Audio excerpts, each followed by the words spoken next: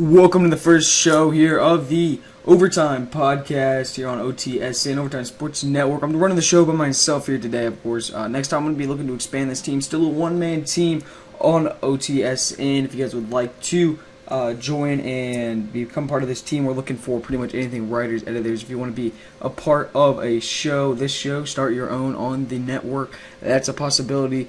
Go ahead, go to the website, link in the description again, go to the contact page, fill out the form, what we would like to do, put some background information about you and your experience and all that stuff, put it in there, and then I will be back to you via email, probably in about a day, maybe less, just depending on when I get on there and check that stuff. So if you guys are looking to join the team and work, that's availability. We're looking for pretty much anything, just starting out, looking to expand the team here, looking to expand this podcast as well, expand the show, bring it to iTunes, SoundCloud, and maybe start bringing it live, have callers call on in. So we definitely would like to expand this show a lot and expand the team on OTSN. So once again, you should go to the link in the description for the websites, fill out the form, and then we will be back to you. Check out our Instagram and Twitter, and that's going to do it here to the beginning of the show. We'll just go ahead and start the show in just a minute. Got a lot of things running down today. I'll talk about the Game 2 of the NBA Finals. We're going to go ahead and go through some predictions for Game 3, as we won't be back until Wednesday will be the next show. So we're going to run through our predictions for Game 3 here today, even though the game, so we're just going to run through our predictions for Game 3. We're going to talk about Albert Pujols' 600th home run. We're going to talk about the college baseball regionals. Something I've been getting involved in a lot here is the college baseball regionals for the NCAA tournament. It's been a lot of fun to watch. Definitely something I want to get more involved in for next year's college baseball. And then we're going to talk about Axel Vasquez no-hitters a little bit, as well as the firing of Ohio State basketball coach Thad Matta after 11 seasons. We're going to go ahead and talk about that briefly at the end. Not too much on that. Actually, news came up this morning, so we're going to go ahead. Good show for you guys today, and we'll be into it in just a minute.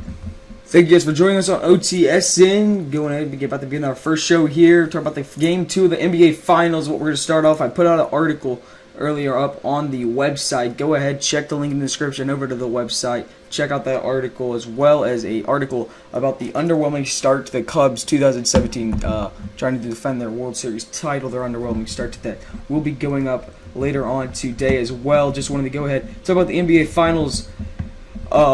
Here probably going to be what we're going to spend the most time on here on the show, and another blowout performance in which the obviously the final score to this one, it was 132-113. Golden State Warriors take the 2-0 lead in the series. I'm probably going to throw some screenshots, or not screenshots, some pictures from that game so you guys don't have to stare at this boring just banner for this. But I do have some notes written down here, and it wasn't the big three for the Cavs. I think they've performed extremely well. Let's go ahead and run down some of the numbers for LeBron, Kyrie, and Love. LeBron with a triple-double, 29, 11, and 14, 67% from the field. He also had 3 steals and 1 block to go along with that.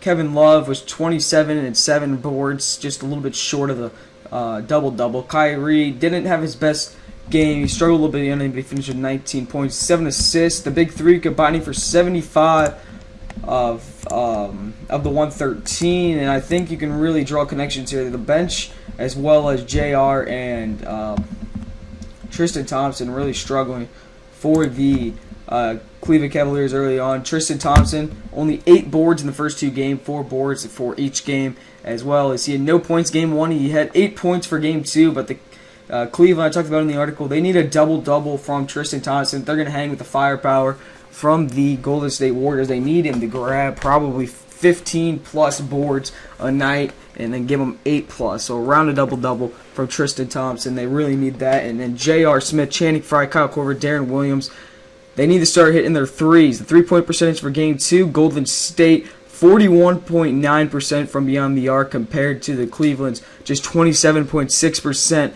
So Golden State absolutely annihilating them. Golden State was plus 30 from the three-point line over the Cleveland Cavaliers, and the 4 guys that are supposed to kind of try to keep up with the three-point scoring of Golden State. JR, Channing Frye, Kyle Korver, and Darren Williams nowhere to be found. Darren Williams yet to score a basket in the NBA Finals, 0 points in both the first 2 games, and J.R. Smith was a no-show Game 2. Didn't have a single points scored. Channing Frye, just 2 points. Kyle Korver at 8, but just 1 for 3 from the 3-point line.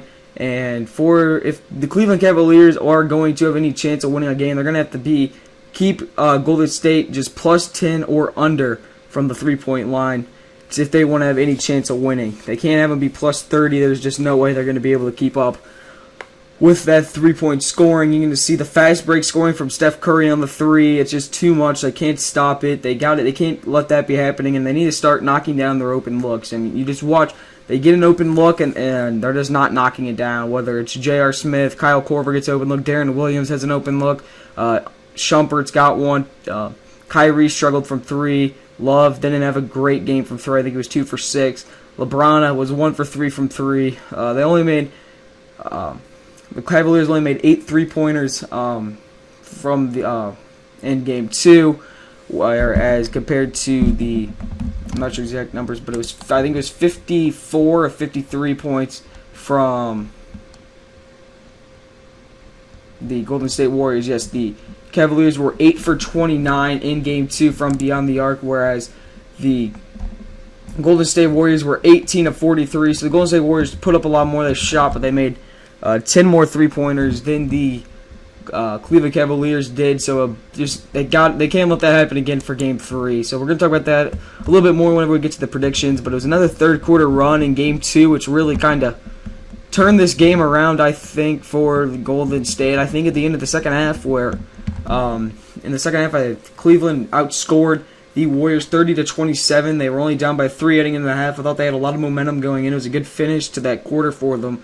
But they come out, and it was just another run. I actually was flipping through a couple different games, going through some college baseball games, something that I've been watching, like I mentioned earlier on.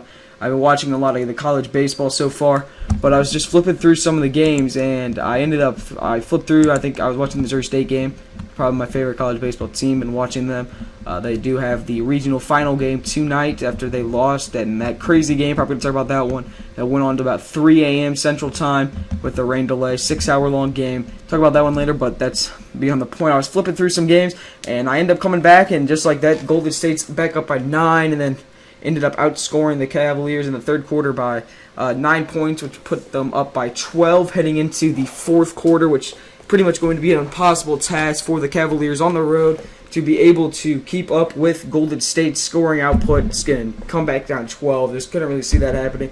Game was really over after that third quarter run, which is something that happened back in Game 1 as well, and they got to find a way to stop that. And it needs to start with their 3-point scorers and Tristan Thompson. They need to step it up, and they need to have a better game. Richard Jefferson was decent off the bench, but wasn't great. And, they need a lot more from the bench, and they need to be a lot better from 3, and they need to be able to hit their open looks. They won't have any chance of stopping the Golden State Warriors in that game. I think the defense was much better from the Cavaliers, but then by the end, they really just ran out, and they scored more. Even though Golden State scored more, I feel like they played better defensively in that game. It's just a more high-scoring game.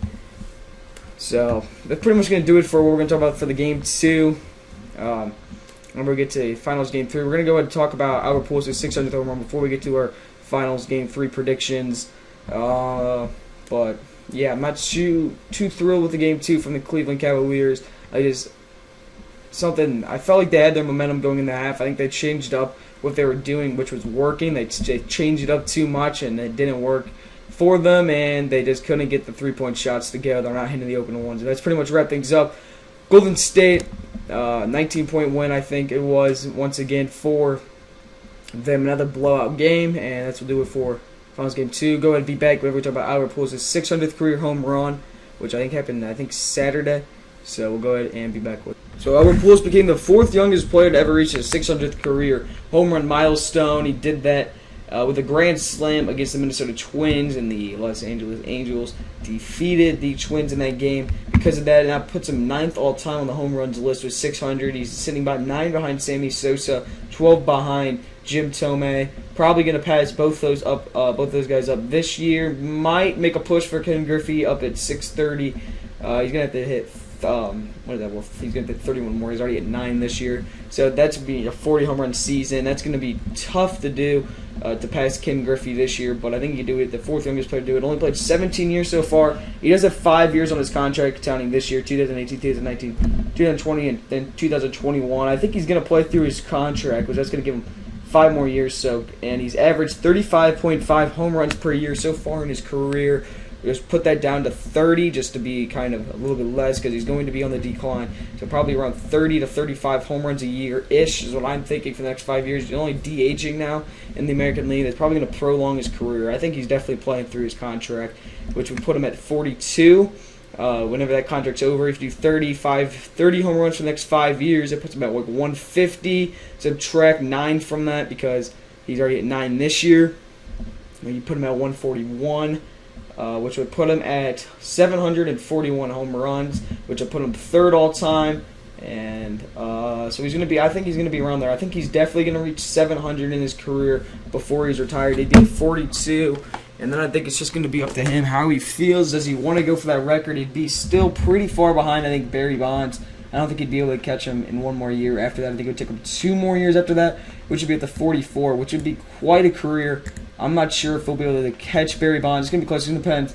He's going to have to hit at least 30 plus for the next 5 years to be able to have any chance of catching Barry Bonds. I think he definitely could catch Hank Aaron maybe with that extra year if he does play 6 more years. I think he might be able to catch Hank Aaron, but I do think he definitely ends up third all-time on the home run list. Just looking at that, he'd have to get 715 to pass Babe Ruth for be third all-time, but I think he at least gets 700. I think he does become third all-time and maybe second all-time if he does go for 1 more year after the end of his contract. But really cool stuff. Obviously was a St. Louis Cardinal for a large majority of his career. Fun to watch him in St. Louis. Had a lot of fun. One of my favorite players on the Cardinals back then. Won 2 World Series with the Cardinals, 2006, 2011, as well as went in 2004. Made his debut in 2001. So cool stuff there. Excited this. It was fun to see him get that. It was a cool moment. So cool thing there. Gonna go talk about the finals game 3 prediction. I think actually we'll do that at the end. We're gonna go talk about the college. We'll do that for the other headlines because the other headlines stuff done too much to talk about there. Just haven't looked through too much of it, or you guys have probably already read up on it. Except for Thad Mata being fired, might talk a little bit longer about that than the Velcro's no hitter. But we're gonna go ahead and talk about the college baseball regionals.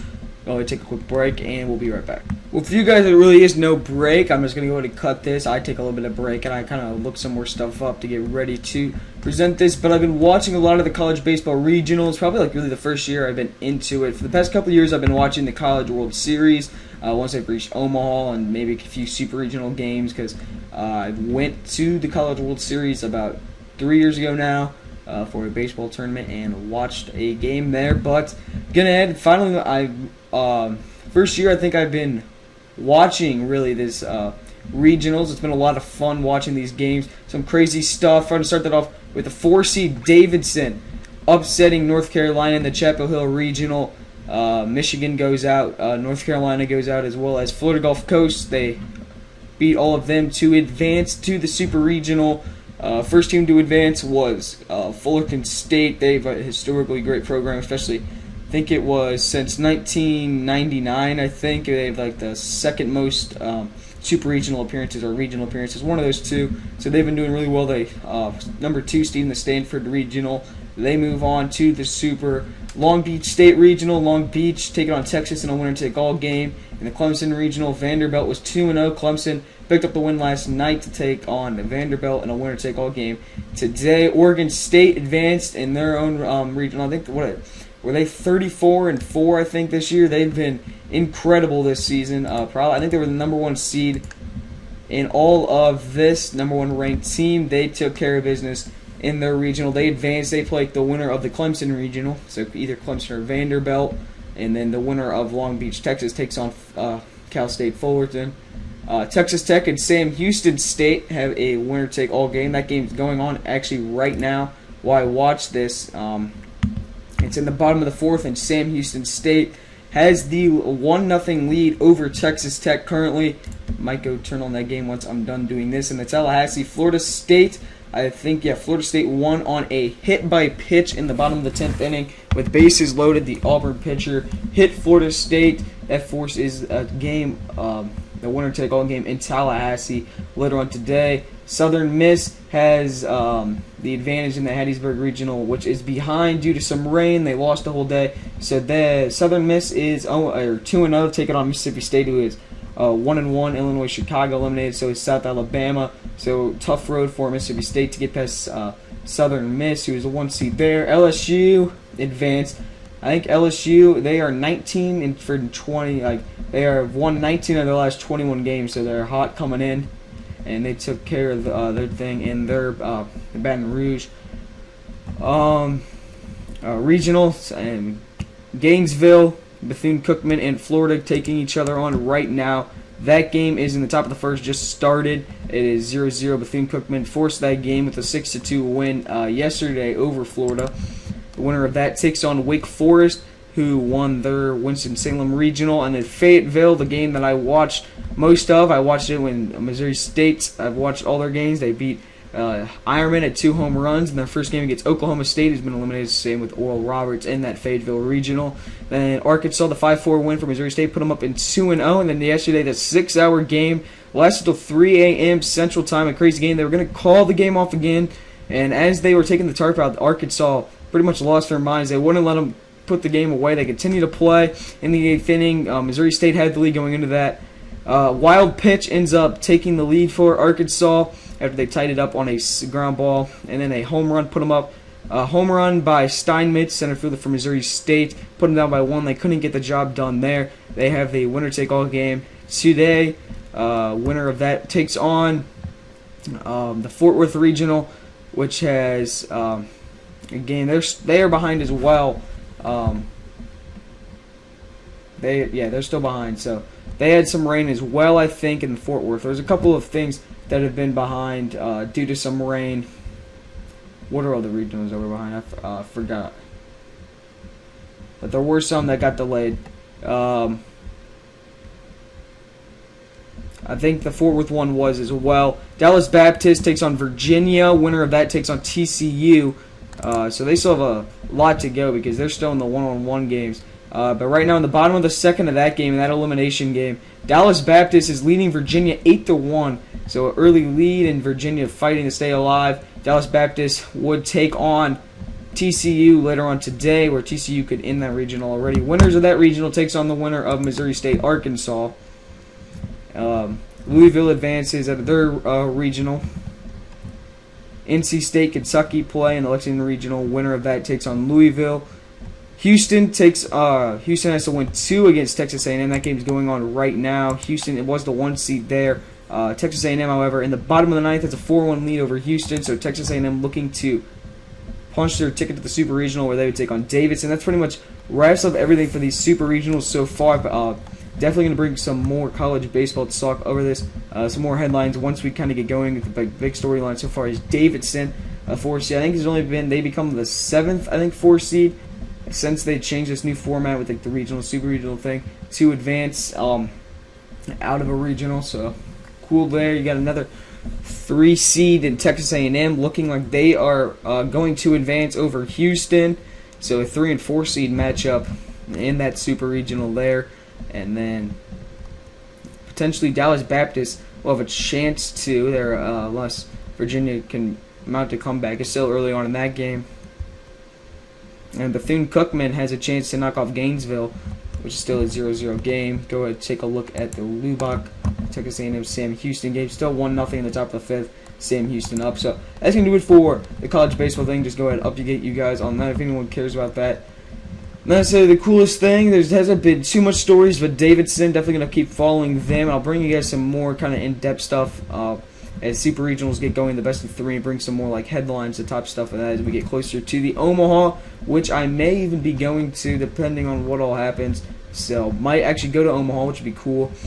But we'll go ahead and see at Ameritrade Park. But yeah, that's going to do it for that. We're going to go ahead and give my Game 3 predictions, what I think needs to happen, at least for the Cavs if they want to win. We'll go ahead and be back with the Game 3 prediction. So Game 3 predictions here. I'm going to keep this one short and sweet. I think the Cavaliers will take this one. That's only just because I don't think LeBron's going to let this series end up in a sweep. I think if it goes 3-0, I think it's a sure sweep. I think Cleveland takes this one 2-1. I still think Golden State's going to win this series in 5, maybe 6 if LeBron wins another one at his house. It's going to be tough for that one. I think this one's going to be a close game, but I think LeBron's going to pull it out. I think he's going to score about 38 to 40, 42 points in this game, somewhere around there, maybe 36 points. I think he's going to have a great game. In Game 3, back in Cleveland, I think he's going to have to. Golden State's still going to win this series, I think, probably pretty easily. I think they're just too good to keep them off unless something drastic changes with the Cleveland's bench. I don't think that Cleveland has much of a chance to win this series. That's a pretty short little segment here. I just don't really have much to say about those predictions there. But I do think Cleveland wins this one. This might be the only game they win of the series, but I do think they do win it barely. Might be a last-second shot, but I do think they win this game. 5 or 6 game series here. Golden State's going to win it. I think Kevin Durant's going to be Finals MVP. Just his first 2 games, he has been the best player out there so far. So yeah, that's pretty much just going to be it for this segment. Pretty short year. We're going to go ahead and get into the final segment where we get to some other headlines. Going to go ahead and talk about the Edison Velquez no-hitter, as well as Thad Matta's firing from the head coaching job at the college basketball head coaching job for Ohio State. Talk about those two at the very end of this before we are wrapping up the show. So Edison Velquez threw the first no-hitter of the season. I think it was Saturday. I'm not sure. I might have to go check that. But he threw the first no-hitter of the MLB season. He dedicated it to Jose Fernandez and Yordano Ventura, both of him former teammates. He won the World Series with Yordano Ventura. I think that they won the World Series that year, but that he played with them. And then he went to Miami with Jose Fernandez, so dedicated to them. I think it was Yordano Ventura, would have been his 26th birthday there. Cool moment to see that. Both of you guys probably know about that already. If you guys follow baseball at all, you obviously know about the no-hitter and probably the whole thing there. Not going to talk about that one too much. We're going to talk about Thad Matta being fired from Ohio State, effective immediately, announced this morning. And I think it's a good firing. I don't think Ohio State's pretty much been much of anything recently with them. He had some good years with Ohio State, but I don't really remember the last time they've been relevant. They had Aaron Kraft. When was that? I think, did they go to the Elite Eight back then? How many years ago was that now? 4 or 5. So it's been a couple of years struggling. I haven't really, nothing's been happening. I haven't even heard much from Ohio State there. I think it's a good firing. I think I would check the recruiting class this year to see what he brought in. I don't even think they made the tournament this year. I don't remember hearing about them, but go ahead and look it up real quick. See what their record was this year. I'm pretty sure that they did not make it to the tournament this season.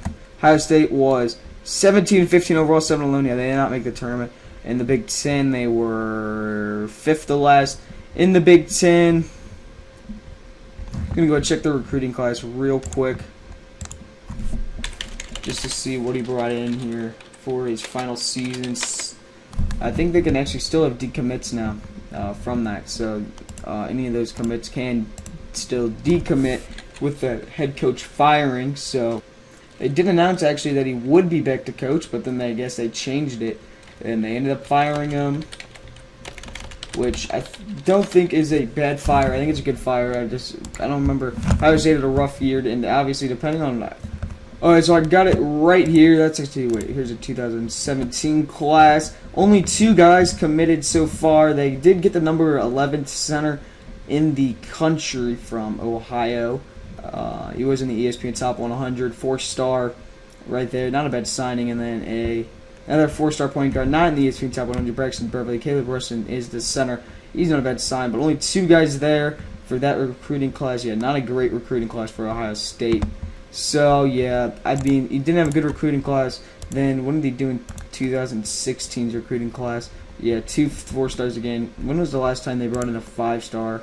Yeah, they brought in 5 4-stars in 2015. The last time they brought in a 5-star was back in with D'Angelo Russell. They brought in 3 that year, so it's just been going downhill recently. And they brought in Bates Diop and Jashawn Tate all that year, so it has been going downhill for Ohio State's program. I think it's a good fire to move on from him. That's pretty much going to wrap things up for this first show of the Overtime Podcast. If you guys enjoyed, like I said, check out the So like I said, check out the website, check out the Twitters and Instagram if you guys want to get on board for this team. Definitely go ahead, go to the website, go to the contact page, fill out the form, see what you can do. You guys can be on this show. You can make your own, maybe start your own show up on here, start writing for us. Short time, long term, whatever you want to do. Become an editor, join the team over here on OTSN. Definitely looking to expand this and eventually bring this show live and all of that. But first show here, go ahead and check out the website. Check out the article on Game 2 of the finals. Going to go ahead and put up one about the Cubs in probably a couple hours. So first show here, because enjoyed. We'll be back on Wednesday for show number 2 of this. And hopefully I might have someone else with me to do that. That'll make the show a little bit longer and a little bit more to talk about. And probably better to get another person or maybe even 2 more people or at least a guest at some point on there. So go ahead and end it for show number 1 of this, and see you guys next time.